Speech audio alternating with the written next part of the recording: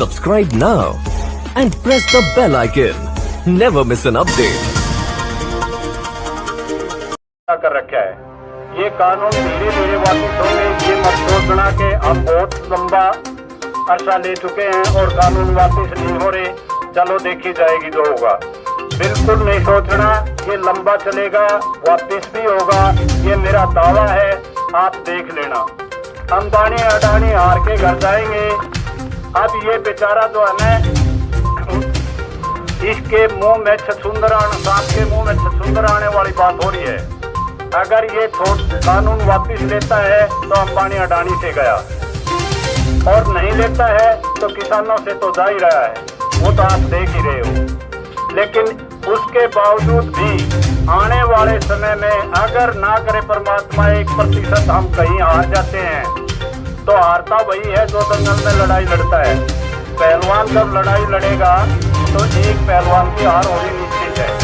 लेकिन ये भी मैं इसके साथ कहूँगा कि हमने। नमस्कार, मैं हैप्पी सिंगला पीवी न्यूज़ ਵਿੱਚ ਤੁਹਾਡਾ ਸਵਾਗਤ ਕਰ ਰਹੀ ਹਾਂ। ਮੌਕੇ ਦੀਆਂ ਤਸਵੀਰਾਂ ਦਿਖਾ ਰਹੇ ਹਾਂ ਸ਼ਹੀਦ ਭਗਤ ਸਿੰਘ ਸਟੇਡੀਅਮ ਪੱਕਾ ਮੋਰਚਾ ਦੀਆਂ। ਅੱਜ ਸਾਡੇ ਨਾਲ ਜੁੜੇ ਨੇ retired sub inspector ਉਦੇਵੀਰ Singh ji ਮੋਰ ਤੇ ਗੱਲ ਕਰਵਾਉਂਦੇ ਹਾਂ ਉਹਨਾਂ ਨਾਲ ਤੇ ਜਾਣਦੇ ਹਾਂ ਕਿ ਉਹਨਾਂ ਦੀ ਕਿਸਾਨੀ ਅੰਦੋਲਨ ਬਾਰੇ ਕੀ ਸੋਚ ਹੈ।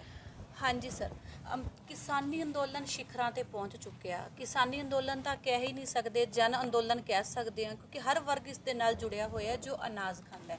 ਲੇਕਿਨ ਸਰਕਾਰ ਫਿਰ ਵੀ ਨਹੀਂ ਝੁਕ ਰਹੀ ਆ। ਕੀ ਕਾਰਨ ਸਮਝਦੇ ਹੋ? ਜਿਸ ਤਰ੍ਹਾਂ ਅੱਜ ਮਤਲਬ ਜੋ ਮਜ਼ਦੂਰ ਏਕਤਾ ਸੀ ਉਹ ਇਕੱਠੀ ਹੋਈ ਸੀ, ਮਜ਼ਦੂਰ ਵਰਗ ਅੱਜ ਇਕੱਠਾ ਹੋਇਆ। ਅੱਜ ਉਹਨਾਂ ਨੇ ਇੱਕ ਗਿਆਪਨ ਦੇਣਾ ਸੀ, ਲੇਕਿਨ ਗਿਆਪਨ ਲੈਣ ਤੋਂ ਪਹਿਲਾਂ ਹੀ ਆਸੂ ਗੋਲੇ ਦੀਆਂ ਤਿਆਰ ਸੀ, ਪਾਣੀ ਦੀਆਂ ਬੁਸ਼ਾਰਾਂ ਲਈ ਉੱਥੇ ਮਤਲਬ गड्डियां लग चुकियां सी।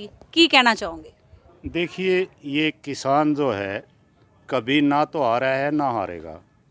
ये हमारे को बौछारों से, अश्रु गैस के गोलों से जिस प्रकार ये डराना चाहते हैं, हम तो ट्यूबवेल के ऊपर सर्दी में नहाने वाले आदमी इनकी बौछारों से और उनसे इन्होंने सारे षड्यंत्र करके देख लिया। हमारे पास रोड खुदवा के देख लिए, हमारे को रोक के देख लिया, बैरिकेड लगा के देख लिया। अब जन आंदोलन की आवाज़ को दबाया नहीं जा सकता। ये जो है ना, एक किसी निजी किसान का नहीं, किसान के साथ मजदूर है, कर्मचारी वर्ग है, अपने जितने भी संगठन हैं भारतवर्ष के अंदर, और ये एक छोटी छोटी बातों के ऊपर ये कह देते हैं भी ये तो एक स्टेट का आंदोलन है। इनको हमने वो भी दिखा दिया भी ये एक स्टेट का आंदोलन नहीं, ये पूरे भारत के जन जन का आंदोलन है। इसको आप कैसे एक स्टेट का कह सकते हो?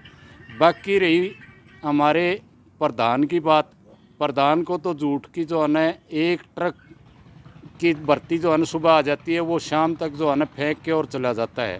जितनी मर्जी आओ उतनी बुलवा लो, लेकिन करने कराने के लिए कुछ नहीं है। करने के लिए है अंबानी अडानी का घर भरना।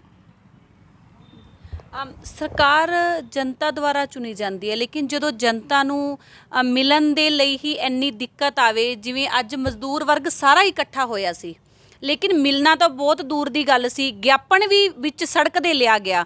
मतलब सरकार हिल चुकी है या डर चुकी है? इसका नाम दूसरा तानाशाही कहा जा सकता है। जर्मनी के अंदर हिटलर का क्या हाल हुआ था वो भी आपने देखा होगा, इतिहास गवाह है इस बात का।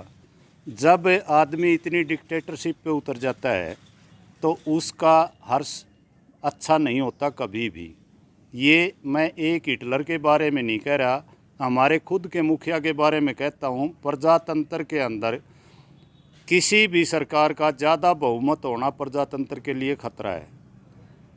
जनता ने इनको बहुमत इसलिए नहीं दिया था कि ये हमारे देश को बेचने पर उतारू हो जाएंगे, हमारे देश की कंपनियों को बेचने पर उतारू हो जाएंगे, हमारे देश के हवाई जहाज़, रेल और जो है ना ट्रांसपोर्टेशन को बेचने के लिए एक मुट्ठी भर आदमियों के लिए। ये तो हम किसानों को मुट्ठी भर कहते हैं ना।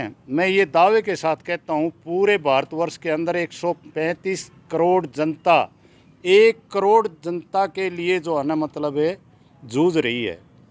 1 करोड़ लोगों को फ़ायदा पहुँचाने के लिए ये 135 करोड़ जनता को इतना दुखी किया जा रहा है, और कुछ नहीं तो भगवान जो है ना उनको सज़ा ज़रूर देगा जो लोग इस तरह की शरारतों के ऊपर उतरे हुए हैं।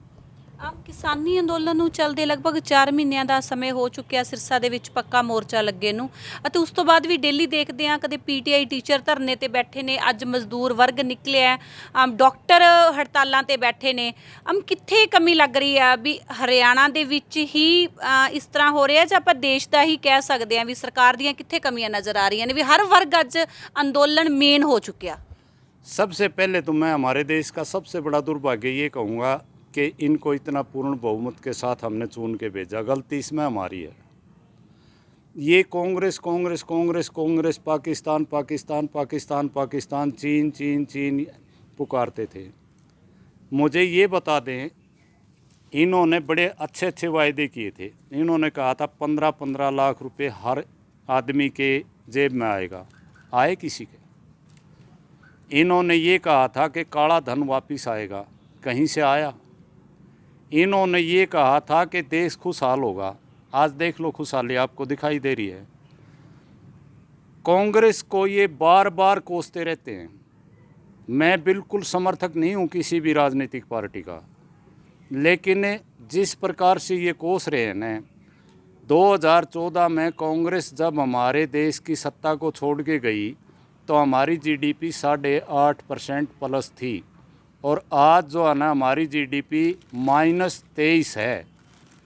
तो आप ही बताइए, इसको मैं देश का दुर्भाग्य कहूँ या हमारे एक इंसान का दुर्भाग्य कहूँ?